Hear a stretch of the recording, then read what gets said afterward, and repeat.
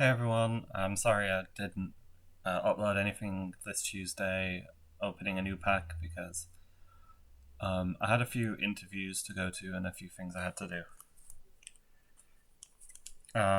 But on the plus side, I've bought a magazine Pokemon and it came with a dive ball.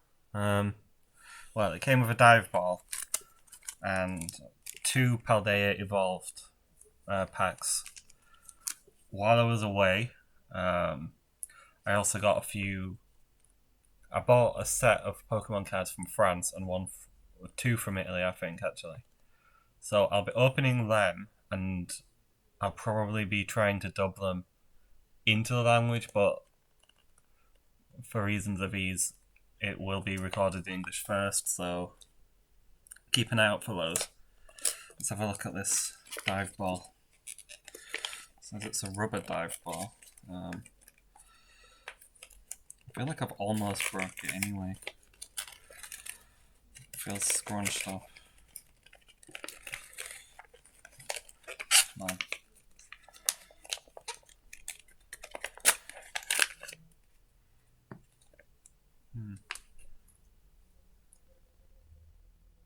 It felt a lot bigger in there.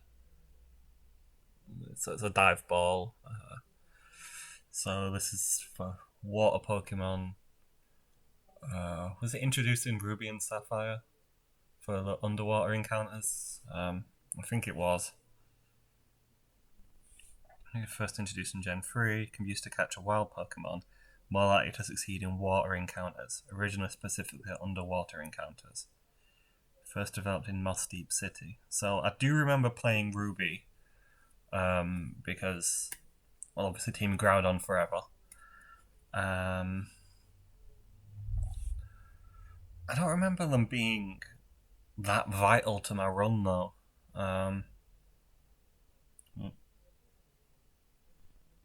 This feels a bit flimsy. Like I'm gonna pull it apart any minute. Does it bounce? A rubber ball doesn't bounce. Maybe it's. It's like it's made out of a rock. So I'll be trying to see. Don't hold this against me, but I was expecting a bit more from this. It's one of the more unusual things that you'll get in a Pokemon magazine, I suppose. To be honest, before I looked at it and found out it was a rubber ball, I was half expecting it to just be a little blow up balloon like thing. But something else to add, something to add to my ever growing Pokemon collection. So let's get started on the Paldea Evolved, which is significantly more interesting, I presume.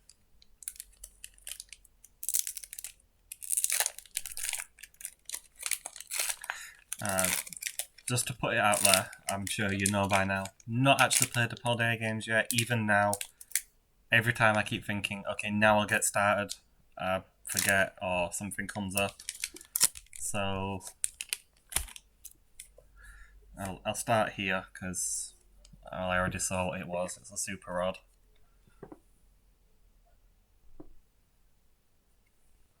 This is a trainer card. Shuffle up to 3 in any combination of Pokemon and basic energy cards from your discard pile into your deck. Okay, so get back cards from the discard. Put any number of item cards during your turn. Okay, so this is an item card. Okay, I'm learning the rules, slowly but surely. It was actually something that Pokemon Academy game that I found in a bookshop in Italy. I was in Milan during Milan Fashion Week, which is the worst experience of my life and probably the best of my little sister's. So there's only 3 cards per. Yeah, that's right. So he's hoping at least one of them is a Pokemon, and a good Pokemon at that. So what do we get? Upside down. Okay, I don't recognize that one. Shroodle. Toxic mouse Pokemon. Is that definite? That's definitely a mouse, is it? That looks. It looks like it's got a tortoise shell, and either that's its head or it has a massive nose. I don't know. Toxic mouse. This is a. Okay, this is a psychic type. Dark type. I don't recognize the symbols as well at the moment.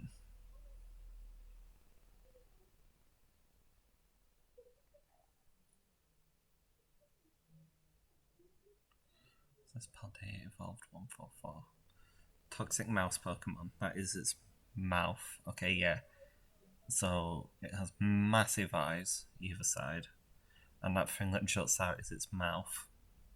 Oh, it evolves into Graphite, that Pokemon that keeps coming up every time I do a Pokemon randomizer for who's that Pokemon or choose your Pokemon, and always makes me wonder what it is about Graphite that the randomizer just seems to be obsessed with. So what is useful about Shroodle? So is it a... Yeah, it's a poison normal type. But what is it in the trading card game? So berry search and scratch. 144, 193. So it's this one. This one. Yeah. So what's interesting about this?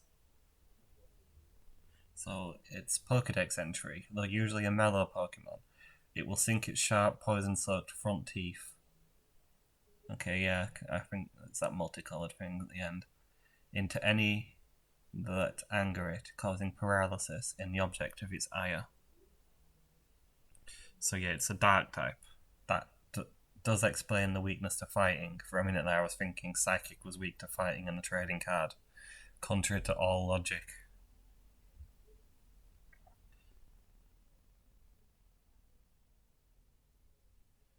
There's nothing much to say. 50 HP, berry search, so you can put an energy card from your discard pile into your hand, and scratch, just a very... That's a dark type move.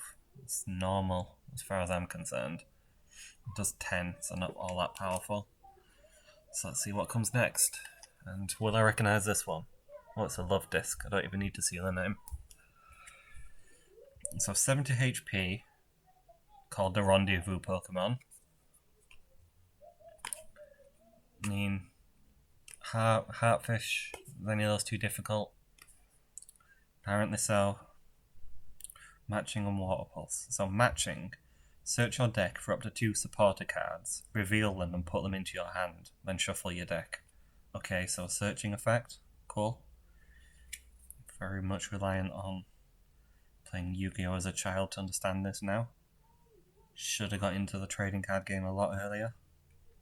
And Water Pulse, your opponent's active Pokemon is now asleep. What, not confused? This is very suspicious. It is a surprisingly good Pokemon though with 70 HP. I mean, it's only like, what, 2 feet tall? Actually, that's bigger than I expected. Yeah. Its heart-shaped body makes it popular. In some places, you would give a love disc to someone you love. I prefer flowers. Although I suppose you put love disc and flowers, you have to put both in water, but still. Second pack it is then. Oh, that one opened far too easy. I always had bad luck when they open easy and good luck when they're difficult to open. So this is concerning. Just move that. Okay, 3 more cards. And let's pick the top. What is it? Rockruff. It's got the nice holographic shiny effect, which I like. rock type puppy Pokemon. Yeah, because we've not got enough of those with Lillipup and. Well, I suppose Growlithe isn't a puppy, but it's got an evolved form, so it kind of is. There's a lot of dog Pokemon, is what I'm trying to say. So 1 for 8. So if I'm getting this right, Rockruff is smaller than a Love Disc. This is exactly why I have a series on which Pokemon do you think is taller, because if you put Rockruff and Love Disc next to each other, my money would be on the Rockruff, and I would be wrong. Weird. Same HP though, 70. Rock types aren't weak to water. So that's interesting. This Pokemon is very friendly, understandable, when it's young. I mean, it's a puppy Pokemon, so I suppose it's always going to be young. Although age and evolution are not the same. Its disposition becomes vicious once it matures, but it never forgets the kindness of its master. I think I had this dog. Is this a West Highland Terrier by any chance? Because I've definitely had that dog. So Rock Throw does 10 damage. Not much. About as much as the Scratch did for the Shroodle. Bite, which does 40. And for reasons which evade me, it's a rock type move. It's very strange. The card's all nice though, so at least it's got that going for it. Okay, I can't actually see what it is. Brambling. Yeah, Brambling.